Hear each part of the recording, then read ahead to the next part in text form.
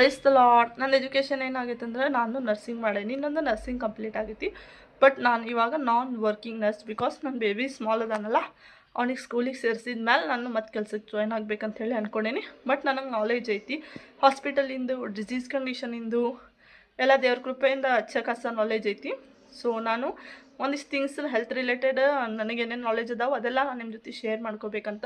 ಅಂದರೆ ಇದು ಹಾಸ್ಪಿಟಲಿನ ಸೀಕ್ರೆಟ್ಸ್, ಸಮ್ ಆಫ್ ದ ಹಾಸ್ಪಿಟಲ್ಸಿನ ಸ್ಟೋರಿ ಹೇಳ್ತೀನಿ. ನಾವು ವರ್ಕ್ ಮಾಡಬೇಕಾದ್ರೆ, ನಾವು ಕಲಿಬೇಕಾದ್ರೆ ಏನೇನು ಆಗ್ತಿತ್ತು ಹಾಸ್ಪಿಟಲ್ಸ್ ಒಳಗೆ, ಆಮೇಲೆ ಸ್ಕ್ಯಾಮ್ ಆಫ್ ದ ಹಾಸ್ಪಿಟಲ್ಸ್ ಏನಿರ್ತೈತಿ, ಆಮೇಲೆ ಡಾಕ್ಟರ್ಸ್ಗಳು ಯಾಕೆ ನಮಗೆ ಏನು ತಿನ್ನಬೇಕು ಏನು ತಿನ್ನಬಾರ್ದು ಅಂತ ಹೇಳಂಗಿಲ್ಲ, ಎಲ್ಲ ನಿಮ್ಮ ಜೊತೆ ನಾನು ಶೇರ್ ಮಾಡ್ತೀನಿ.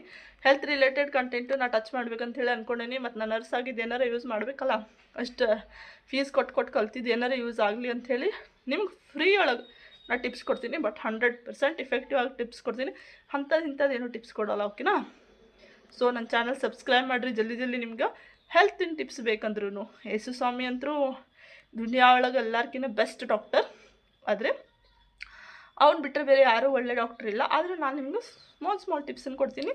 ನಿಮ್ಮ ಹೆಲ್ತನ್ನು ನೀವು ಕಾಪಾಡ್ಕೋಬೋದು. Thanks for watching. Please subscribe.